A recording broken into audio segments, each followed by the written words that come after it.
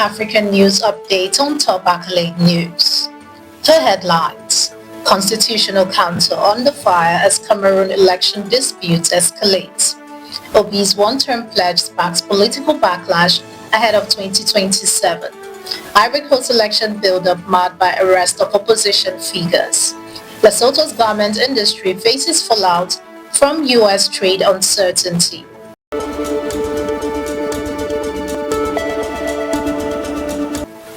We'll start today with a focus in politics. Constitutional Council under fire as Cameroon election disputes escalates. In Cameroon, the road to the October 12 presidential election is being shaped not just by politics, but by courtroom drama.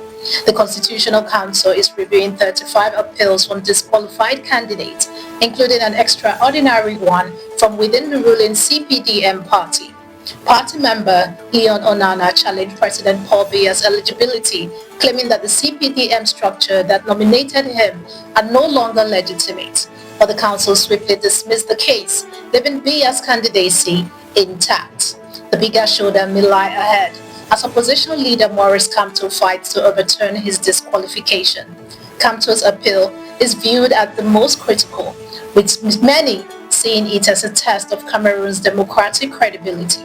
His party, backed by Manidem, argues that his exclusion undermines electoral fairness. As the Constitutional Council continues its deliberations, Cameroonians await decisions that could either restore faith in the process or deepen national divisions. Still in politics, Obi's one-term pledge sparks political backlash ahead of 2027. Peter Obi's latest one-term presidency pledge is causing ripples in Nigeria's political circles. The former Anambra governor says, like Nelson Mandela, greater leadership isn't about time in office, but about impact. But critics, including the APC and factions of his own Labour Party, are calling it a stunt to win votes. Obi insists it's no gimmick, pointing to his record in office and saying if elected in 2027, his focus would be on rebuilding trust, fighting corruption, and fixing key sectors. Moving on in politics, Ivory Coast election build-up marred by arrest of opposition figures. Tensions are rising in Ivory Coast after 6 members of the African People's Party loyal to ex-President Laurent Gbagbo were arrested over the weekend. The arrest came just after violent unrest on August 1st, where a bus was set ablaze and police vehicle attacked. While the government says the arrests are lawful, the opposition PPACI claimed the move is politically charged and meant to disrupt support for Gbagbo's 2025 presidential bid. PPACI officials says the detained individuals were collecting sponsorships for Gbagbo's candidacy and that their arrest is part of a broader plot to eliminate strong opposition. This comes as the president confirms he will run for a 4th term despite widespread criticism and the recent exclusion of key rivals from the electoral list. Opposition parties are renewing calls for urgent electoral reforms. Shifting focus to economy, Lesotho's garment industry faces fallout from U.S. trade uncertainty. In Lesotho, a last-minute U.S. tariff cut may have come too late to rescue the country's vital textile industry.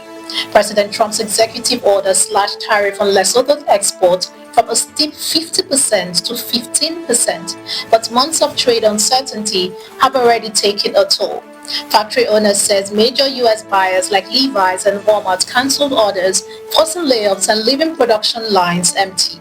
The trade minister warns nearly 12,000 jobs remain on the line as Lesotho struggles to regain competitiveness with regional rivals enjoying lower tariffs. The textile sector, Lesotho's largest employer and top export earner, had relied on duty-free access through AGOA.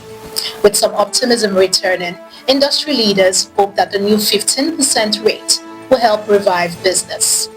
You're watching the African News Update on Top Accolade News. Do stay with us. Still to come.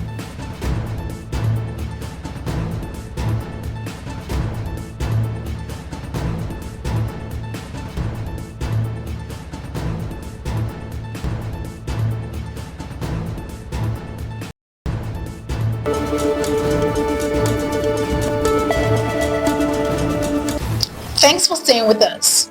Still in economy, Zimbabwe bans second-hand clothes. In Zimbabwe, the government has announced a sweeping ban on the importation and sale of second-hand clothes, along with all street and night vending. Local government minister Daniel Gawe made the declaration during a meeting with Harare officials, blaming informal trade for crippling formal businesses and facilitating illegal drug activity under the cover of darkness. He urged the Harare City Council and police to enforce the directive without resorting to violence. Gawe emphasized that law enforcement should prioritize public education and coordination with vendor associations. He also turned attention to Harare's mounting traffic crisis, calling it unacceptable and instructing the council to invoke existing bylaws to restore order. The ban and related crackdown signals a major shift in how the government plans to manage the informal economy. Moving to international relations. US and Rwanda signs deal to settle up to 250 migrants. The United States and Rwanda have struck a new immigration deal allowing up to 250 migrants deported from the US to be settled in the East African nation. The agreement signed in Kigali in June let Rwanda vet each case individually. Those accepted will receive job training, healthcare, and housing assistance. The U.S. will provide Rwanda with a grant to support the program, though officials declined to disclose the amount. Rwandan officials said the country's history with displacement informs its willingness to help, while stressing that no migrant with active prison sentences or child sex offenders will be accepted. The move is part of a broader push by the Trump administration to expand third country deportations, a strategy that has drawn criticism from human rights advocates. Critics says the policy put vulnerable people at risk, especially when they are sent to countries that they have no connection. In entertainment, 27 housemates up for eviction in Big Brother Naija. Tensions are sky high in the Big Brother Naija Season 10 house, as 27 out of 29 housemates were placed on possible eviction following a surprise envelope task on Monday. Victory, the new head of house, was exempted from the challenge, which required contestants to find a specific hidden envelope within 10 minutes. After all failed attempts, Big Brother declared mass nomination.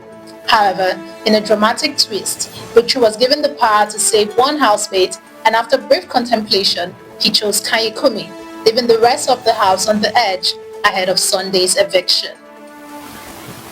Now in sports, Senegal begins CHAN title defense against Nigeria in Group D clash. Senegal begins its defense of the CHAN title against Nigeria in blockbuster Group D clash at the Amani Stadium on Tuesday. Coach Souleymane Diallo said the reigning champions feel no pressure, only motivation, as they seek to write a new chapter after their 2022 triumph. With Group D also featuring Congo and Sudan, this key West African showdown could determine who takes early control of the group and moves closer to the quarterfinals. That concludes our African news update for today. Stay tuned for more African news and developments. Thanks for joining us. I am Ojorumi Okocha. Connect and engage with us on all our social media handles. Do have a wonderful day.